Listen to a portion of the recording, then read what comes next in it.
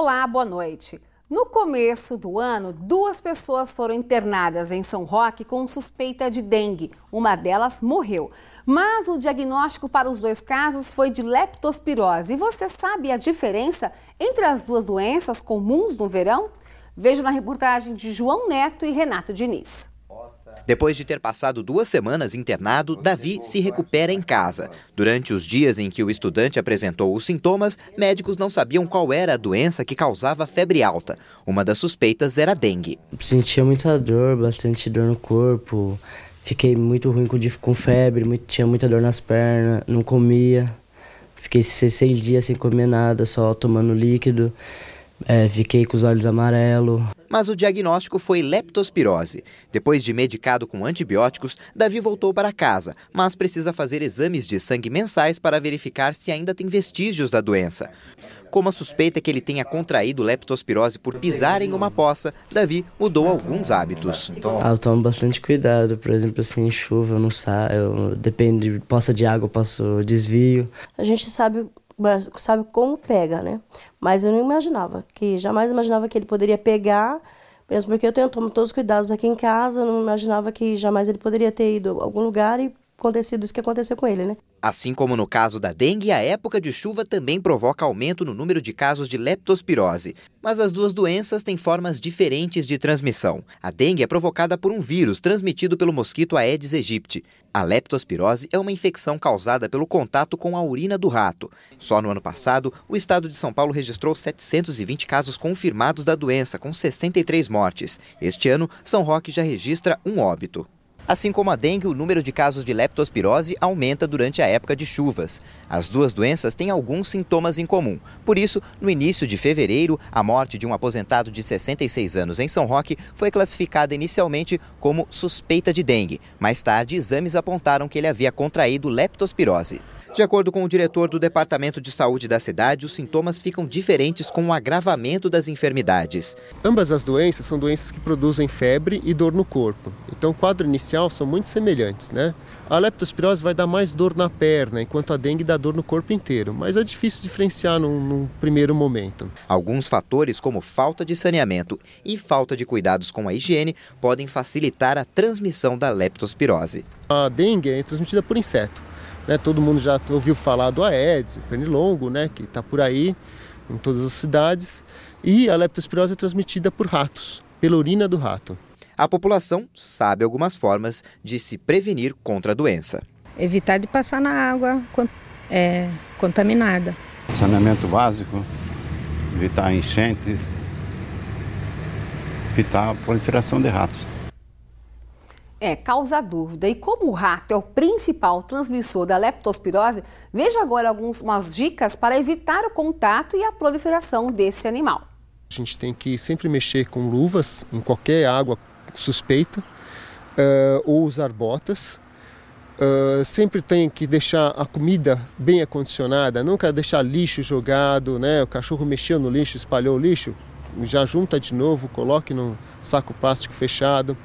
Deu ração para o cachorro, para o gato, o cachorro não comeu totalmente, recolha aquela ração, feche de novo em latas, Nunca deixar o saco de ração aberto, que o rato adora essa ração, ele vai atrás do cheiro mesmo, tem que deixar fechado para não atrair ratos para o peridomicílio. Na edição de ontem do Noite Cidade, nós mostramos uma reportagem sobre o caso de uma cliente que comprou em uma farmácia de Sorocaba um produto de higiene pessoal que seria de amostra grátis. Hoje, tivemos a resposta da empresa. A Vichy informou por meio de nota que a embalagem do desodorante Stress Resiste 72 horas possui 30 ml e está de acordo com o produto adquirido pela consumidora. A versão amostra grátis do mesmo item teria conteúdo de 3 ml. O laboratório classificou o fato como uma falha pontual de etiquetamento na central de distribuição e ressaltou que a consumidora teve o produto trocado. Mesmo assim, a empresa vai apurar o caso. Um homem de 30 anos morreu baleado no bairro Alcides Vieira, em Araçoiaba da Serra. Segundo a polícia, ele foi atingido por 3 tiros. A vítima foi encaminhada ao pronto-socorro da cidade, mas não resistiu aos ferimentos. Ninguém foi preso. A calçada é lugar de pedestres ou mercadorias? A nossa equipe foi ver de perto uma disputa que acontece nesse espaço em Sorocaba. Veja. O espaço da loja parece não ser suficiente e alguns comerciantes extrapolam. No centro de Sorocaba, lojistas colocam os produtos na calçada. Aqui, as estantes ficam do lado de fora.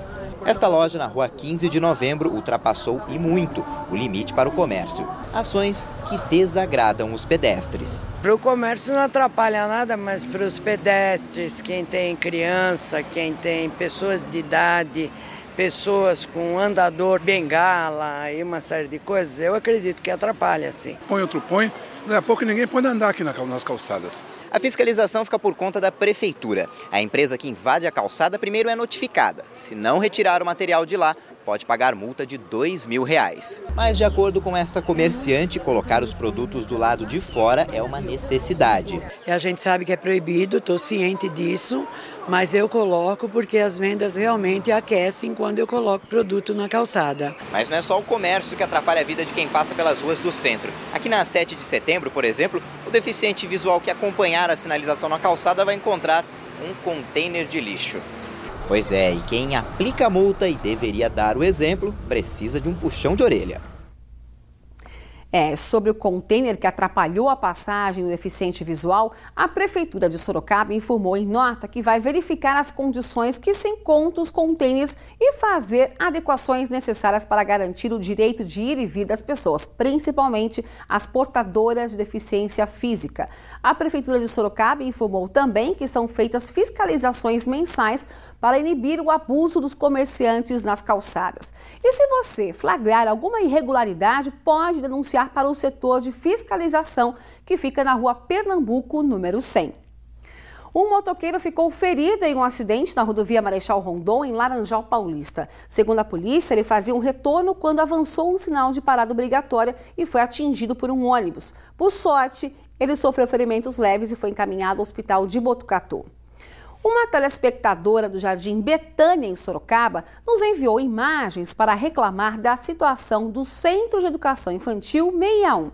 Nas fotos, é possível ver que o mato está alto no parque da escola. Por meio de nota, a assessoria de imprensa da Prefeitura de Sorocaba informou que desde dezembro, as secretarias de Educação e Obras fazem a roçagem e limpeza de 122 unidades educacionais do município. A nota conclui que o trabalho foi intensificado, mas por causa da chuva houve atraso. No entanto, o 661 e Yolanda Riso será atendido em breve. Faça como essa telespectadora, envie sua reclamação ou sugestão para o nosso e-mail, jornal@tvsorocaba.com.br. Vou repetir, jornal@tvsorocaba.com.br. Bem, passou o Carnaval e a Páscoa já movimenta as empresas da região que já começaram a abrir novas oportunidades de emprego temporário, como é o caso de Jundiaí, para abastecer a produção. Vamos ver. Páscoa, uma das datas mais gostosas do ano. Mas não é só para o paladar, não. O feriado é o terceiro que mais gera empregos no país e só fica atrás do Natal e Dia das Mães. Nesta fábrica em Jundiaí, os ovos de chocolate já começaram a ser produzidos em janeiro. Para este ano, a expectativa da empresa é vender 13 toneladas a mais do produto. E com tanto chocolate, a equipe teve que aumentar. Normalmente, 25% do que a gente contrata de pessoal novo, eles acabam ficando na empresa. Josiane estava desempregada há 2 anos. Conseguiu uma oportunidade temporária para a Páscoa e a meta agora é ser efetivada. Estou bastante ansiosa, me dou bem com produção, nunca tinha trabalhado antes, né? Mas só que eu estou gostando, gosto de coisas assim, né? Bem ágeis. Já Maria foi contratada há alguns dias. Além de se preocupar com a contratação definitiva, ela também está atenta a um outro detalhe importante na opinião das mulheres. É uma tentação, só não pode comer muito que engorda. Segundo a Associação Brasileira de Empregos Temporários, mais de 73 mil vagas devem ser geradas em todo o país. Mais de 20 mil delas só no estado de São Paulo. A época para conseguir uma vaga é boa, mas não adianta esperar que o coelhinho da Páscoa traga uma efetivação. Eles ficam porque eles conseguem demonstrar que eles têm habilidade, têm vontade. Chocolate é bom, né? Um homem de 28 anos morreu afogado no bairro Vila Nova, em São Roque. Segundo os bombeiros, ele fazia um churrasco com os amigos e, por conta do calor, decidiram nadar em uma lagoa do bairro. A vítima foi levada para a Santa Casa, mas não resistiu. E o forte calor deve continuar nesta sexta-feira. Por enquanto, não há nenhum sinal de frente fria. Confira agora como ficam as temperaturas em algumas cidades da região.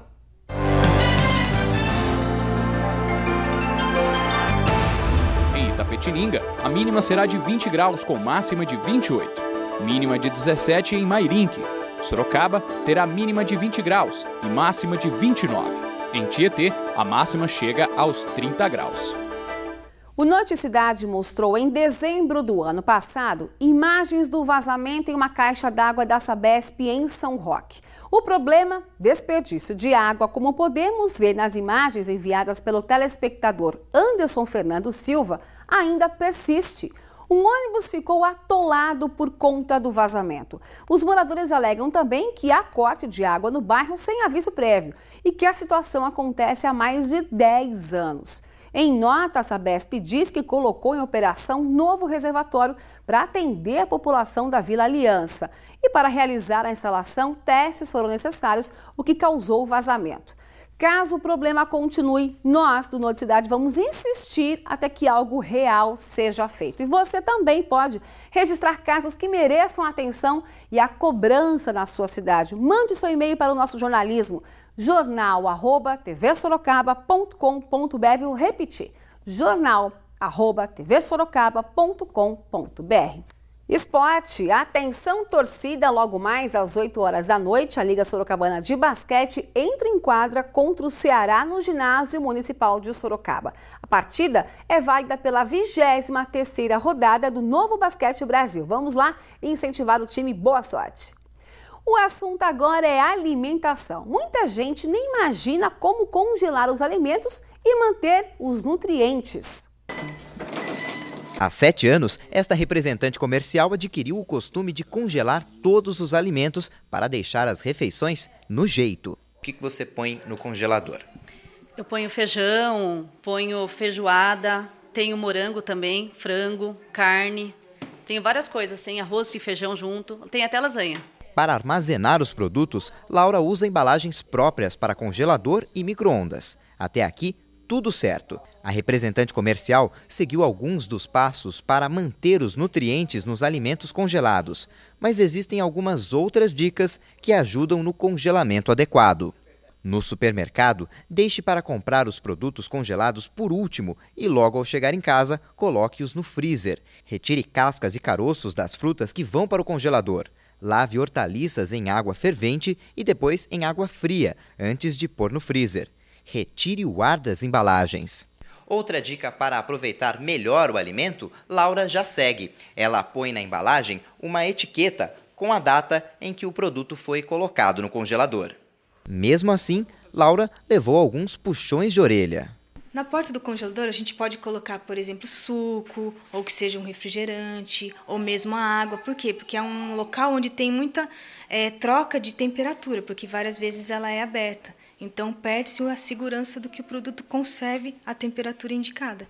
Misturar alimentos em um mesmo pote também não é recomendado. No caso aqui, arroz e feijão, está misturado o arroz e feijão, então ele vai formar mais cristais. O feijão, então, vai alterar o aspecto do prato. Então, tem que ser congelado separadamente. O ideal é estar separando os produtos de origem animal dos produtos de origem vegetal e os produtos prontos dos produtos crus. Por quê?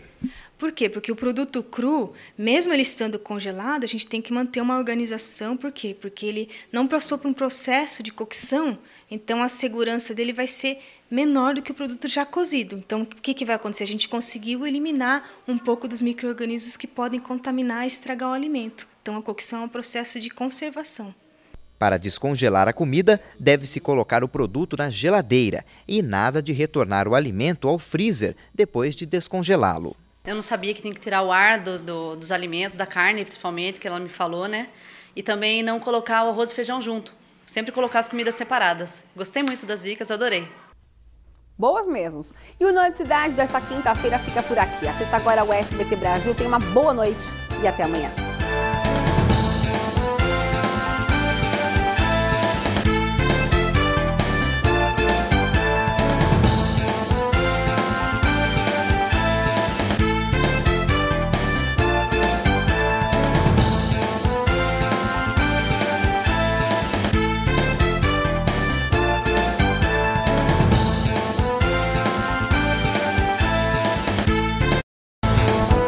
Noticidade. Oferecimento. Loja 100. Ainda bem que tem.